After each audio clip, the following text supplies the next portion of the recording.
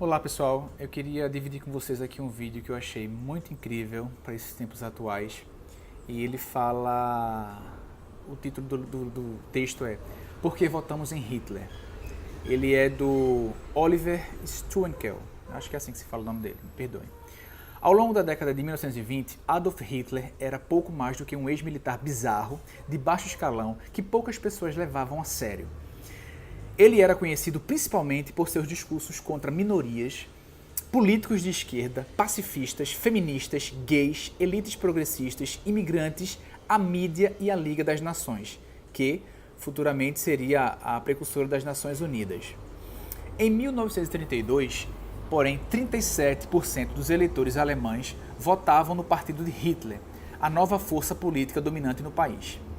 Em janeiro de 1933, ele tornou-se um chefe de governo, porque tantos alemães instruídos votaram em um patético bufão que levou o país ao abismo. Em primeiro lugar, os alemães tinham perdido a fé no sistema político. A jovem democracia não trouxera os benefícios que muitos esperavam. Muitos sentiam raiva das elites tradicionais, cujas políticas tinham causado a pior crise econômica da história do país. Buscava-se um novo rosto, um antipolítico promoveria mudanças de verdade. Muitos dos eleitores de Hitler ficavam incomodados com seu radicalismo, mas os partidos estabelecidos não pareciam oferecer boas alternativas. Em segundo lugar, Hitler sabia como usar a mídia para os seus propósitos, contrastando o discurso burocrático da maioria dos outros políticos. Hitler usava um linguajar simples, espalhava fake news e os jornais adoravam sugerir que muito do que ele dizia era absurdo. Hitler era politicamente incorreto de propósito, o que o tornava mais autêntico aos olhos dos eleitores. Cada discurso era um espetáculo.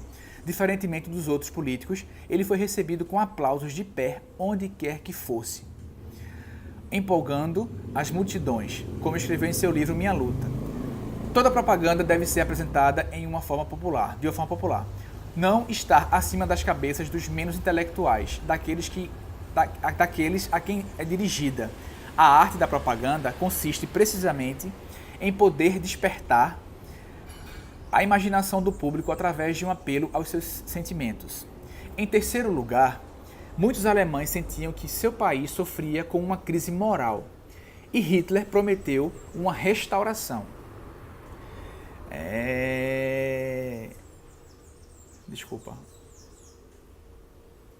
Pessoas religiosas, sobretudo, ficavam horrorizadas com a arte moderna e os costumes culturais progressistas que surgiram por volta de 1920, época em que as mulheres se tornavam cada vez mais independentes e a comunidade LGBT em Berlim começava a ganhar visibilidade. Os conservadores sonhavam com restabelecer a antiga ordem. Os conselheiros de Hitler eram todos homens heterossexuais brancos. As mulheres, ele argumentou, deveriam se limitar a administrar a casa e ter filhos. Homens inseguros podiam de vez em quando quebrar vitrines de lojas cujos donos eram judeus, para reafirmarem sua masculinidade. Em quarto lugar, apesar de Hitler fazer declarações ultrajantes, como a de que judeus e gays deveriam ser mortos, muitos pensavam que ele só queria chocar as pessoas. Muitos alemães tinham muitos amigos gays ou judeus. Votaram em Hitler confiantes de que ele nunca implementaria suas promessas. Simplista, inexperiente e muitas vezes tão esdrúxulo que até mesmo seus concorrentes riam dele. Hitler poderia ser controlado por conselheiros mais experientes, ou ele logo deixaria a política. Afinal, ele precisava de partidos tradicionais para governar. Em quinto, Hitler ofereceu soluções simplistas que, à primeira vista, fazia sentido para todos. O problema do crime, argumentava, porém, poderia ser resolvido aplicando a pena de morte com mais frequência e aumentando as sentenças de prisão. Problemas econômicos, segundo ele, eram causados por atores externos e conspiradores comunistas. Os judeus, que representavam menos de 1% da população total, eram o bode expiatório favorito. Os alemães verdadeiros não deviam se culpar por nada. Tudo foi embalado em slogans fáceis de lembrar. Abre aspas. Alemanha acima de tudo. Renascimento da Alemanha. Um povo, uma nação, um líder.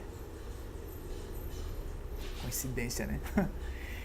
Em sexto lugar, as elites logo aderiram a Hitler porque ele prometeu e implementou um atraente regime clientelista, cleptocrata, que beneficiava grupos de interesses especiais. Os industriais ganharam contratos suculentos que os fizeram ignorar as sentenças fascistas de Hitler. Em sétimo, mesmo antes das eleições de 1932, falar contra Hitler tornou-se cada vez mais perigoso. Os jovens progressistas, os jovens agressivos que apoiavam Hitler ameaçavam os oponentes, limitando-se inicialmente ao abuso verbal, mas logo passando para a violência física. Muitos alemães que não apoiavam o regime preferiram ficar calados e evitar problemas com os nazistas. 12 anos depois, com 6 milhões de judeus exterminados e mais de 50 milhões de pessoas mortas na Segunda Guerra Mundial, muitos alemães que votaram em Hitler disseram a si mesmos que não tinham ideia de que ele traria tanta miséria para o mundo. Se soubesse que ele mataria pessoas ou invadiria outros países, eu nunca teria votado nele, contou-me um amigo da minha família. Mas, como você pode dizer isso, considerando que Hitler falou publicamente de enforcar criminosos judeus durante a campanha? Perguntei. Eu achava que ele era um pouco mais do que um palhaço, um trapaceiro. Minha avó, cujo irmão morreu na Segunda Guerra, responderia. De fato, uma análise mais objetiva mostra que justamente quando era mais necessário defender a democracia, os alemães caíram na tentação fácil de um demagogo patético que fornecia uma falsa sensação de segurança e muito poucas propostas concretas de como lidar com os problemas da Alemanha em 1932. Diferencialmente do que se ouve hoje em dia, Hitler não era um gênio, não passava de um charlatão oportunista que identificou e expulsou uma profunda insegurança na sociedade alemã. Hitler não chegou ao poder porque todos os alemães eram nazistas ou antissemitas, mas porque muitas pessoas razoáveis fizeram vista grossa.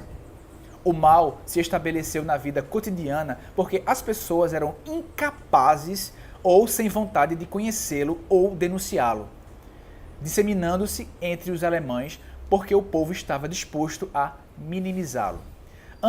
Antes que muitos percebam que a maquinaria fascista do partido governista estava fazendo, ele já não podia mais ser contido.